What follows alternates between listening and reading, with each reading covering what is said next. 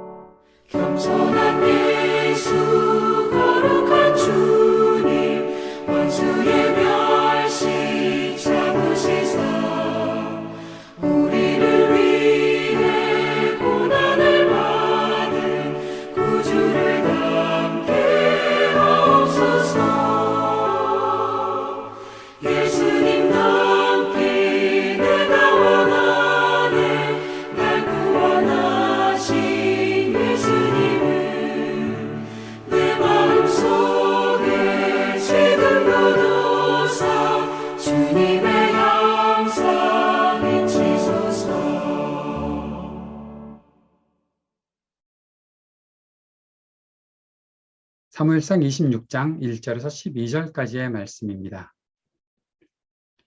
10사람이 기브아에 와서 사울에게 말하여 이르되 다윗이 광야 앞 하길라 산에 숨지 아니하였나이까 하매 사울이 일어나 10광야에서 다윗을 찾으려고 이스라엘에서 택한 사람 3,000명과 함께 10광야로 내려가서 사울이 광야 앞 하길라 산 길가에 진치니라.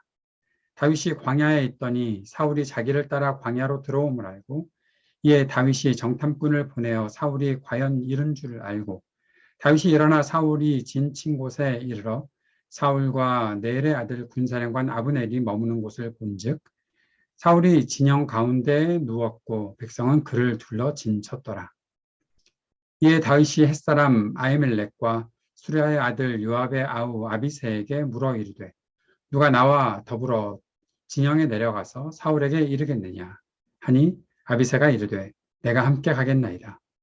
다윗과 아비새가 밤에 그 백성에게 나아가 본즉 사울이 진영 가운데 누워 자고 창은 머리 곁 땅에 꽂혀 있고 아브넬과 백성들은 그를 둘러 누웠는지라. 아비새가 다윗에게 이르되 하나님이 오늘 당신의 원수를 당신의 손에 넘기셨나이다. 그러므로 청하오니 내가 창으로 그를 찔러서 단번에 땅에 꽂게 하소서. 내가 그를 2번 찌를 것이 없으리이다 하니 다윗이 아비새에게 이르되 죽이지 말라. 누구든지 손을 들어 여호와의 기름 부음 받은 자를 치면 죄가 없겠느냐 하고 다윗이 또 이르되 여호와께서 살아계심을 두고 맹세하노니 여호와께서 그를 치시리니 혹은 죽을 날이 이르거나 또는 전장에 나가서 망하리라. 내가 손을 들어 여호와의 기름 부은 받은 자를 치는 것을 여호와께서 금하시나니 너는 그의 머리 곁에 있는 창과 물병만 가지고 가자 하고 다윗이 사울의 머리 곁에서 창과 물병을 가지고 떠나가되 아무도 보거나 눈치채지 못하고 깨어있는 사람도 없었으니 이는 여호와께서 그들을 깊이 잠들게 하셨으므로 그들이 다 잠들어 있었기 때문이었더라. 다윗은 사울에게 자신이 결코 위협적인 존재도 아니고 자신은 하나님께서 기름 부어 세우신 왕을 죽이지 않을 것이라고 말을 했었습니다. 24장에서 사울을 죽일 수 있는 기회가 있을 때에도 죽이지 않았죠.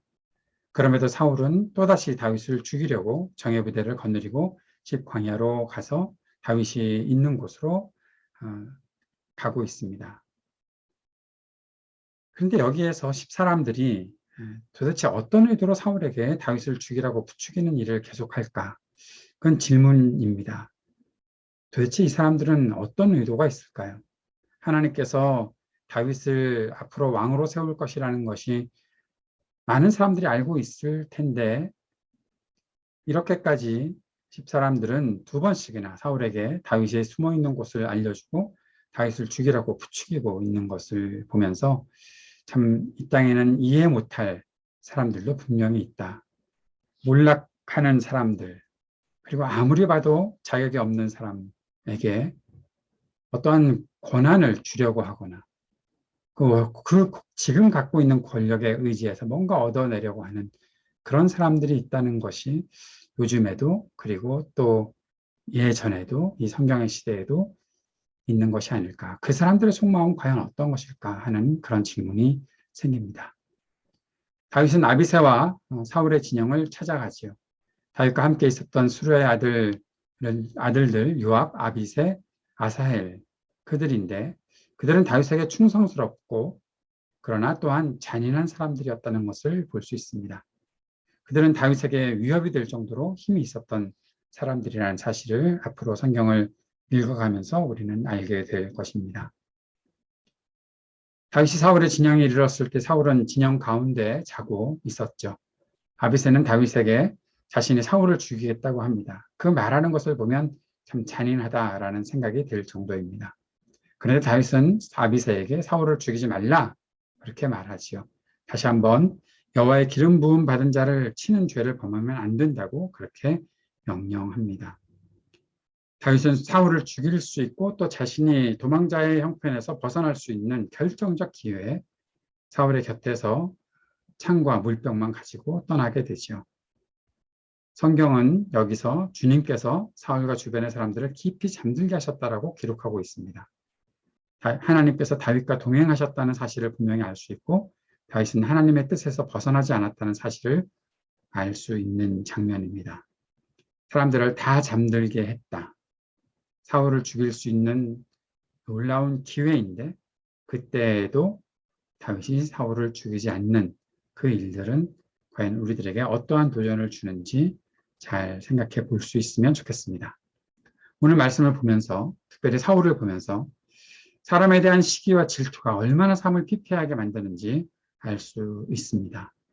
하나님의 말씀에 순종하며 하나님을 가까이 하지 않는 사람, 불순종하고 하나님을 가까이 하지 않는 사람, 결국 하나님께 버림받은 사람은 허무한 일에 삶을 낭비하게 되는 것을 볼 수 있는 것이죠. 사울이 바로 그랬던 사람입니다. 그리고 우리도 혹시 그렇게 허무한 일에 우리의 삶을 낭비하고 있는 것은 아닌지 누군가가 밉고 누군가가 질투나고 누군가를 시기하는 마음으로 그를 이겨야겠다, 그를 짓밟아야겠다 하는 그러한 생각을 가지고서 사람을 공격하는 그런 일들이 없어야 할 텐데 그런 마음 생기지 않도록 우리 마음속에 사람을 시기하고 질투하는 마음 사라지게 해주십시오. 간절히 구하는 그리고 그런 마음이 들어오는 것을 차단하는 우리의 인생이 되었으면 좋겠습니다. 다윗은 하나님께 모든 것을 맡기지요. 하나님의 주권에 모든 것을 맡기고 있습니다. 하나님께서 사울을 판단하실 것이라고 믿었습니다. 아마 다윗이 나발 때문에 겪었던 일 그리고 아비가일을 만나고 깨달았던 것이 더 깊은 확신을 갖게 했던 것은 아닐까. 물론 그 전에도 다윗은 기름 부음 받은 자를 치지 않았지만 이번에도 마찬가지로 하나님께서 자신과 함께 하실 때 내가 어떠한 일을 해야 하는지 분명히 더 깊은 확신 가운데 서지 않았을까 싶습니다. 그런데 다윗이 사울의 창을 가지고 나오지요. 이것은 굉장히 상징적인 일이라 생각을 합니다. 왜냐하면 사울이 다윗을 죽이려고 할 때마다 창을 던졌던 것을 우리가 알고 있기 때문에 그렇지요. 수금을 탈 때 몇 번씩이나 창을 던져서 다윗을 죽이려고 했었는데 아마 다윗을 만나면 창을 던져 다윗을 죽이려고 했을 텐데 그 창을 다윗이 가지고 갔다는 것은 이제 사울은 더 이상 다윗에게 위협을 주는 존재가 아니라는 것을 상징한다라고 볼 수 있을 것 같습니다. 하나님께서 다윗의 길에 동행하셨지요. 끝까지 동행하시는 하나님. 그런데 그 하나님께서 어떠한 일들을 하시든지 우리가 하나님께서 뜻하신 바가 무엇인지 나를 보호하시고 나를 지켜주시고 나에게 좋은 기회를 주신 하나님은 우리가 분명히 경험을 하는데 그 속에서 우리의 마음이 하나님께서 원하시는 일을 하겠습니다. 하나님께서 뜻하신 그 말씀대로 그만큼 나아가겠습니다. 그것을 내가 넘어서지 않겠습니다라는 분명한 결단 우리 가운데 있게 되기를 원합니다. 그렇다면 어려운 중에도 끝까지 우리와 동행하시는 주님이 계심을 잊지 않고 소망 가운데 옳은 길을 선택할 지혜와 용기, 믿음이 있게 될 것입니다. 그러한 마음을 가지고 오늘도 주님께 더 가까이 나아가고 주님 말씀 붙잡고 기도하는 시간 갖기를 원합니다. 함께 기도하면서 주님께서 항상 동행하심을 믿고 겸손과 믿음의 길을 용기와 단호함을 가지고 살게 하옵소서 함께 기도할 수 있으면 좋겠습니다. 이 땅의 전쟁의 그치기를 위해 기도하고 몸과 마음이 아픈 이들에게 긍휼을 베풀어 주시기를 소망되어 주시기를 위해 기도합시다. 이 땅의 청년들을 위해서도 함께 기도하고 미래에 대한 용기와 기회를 얻게 하옵소서 간절히 기도하기 원합니다. 우리 하이브리드 3.0 교회가 주님의 뜻 안에서 온전한 교회로 세워지게 하옵소서 함께 기도하는 시간 갖도록 하겠습니다. 같이 기도드리겠습니다.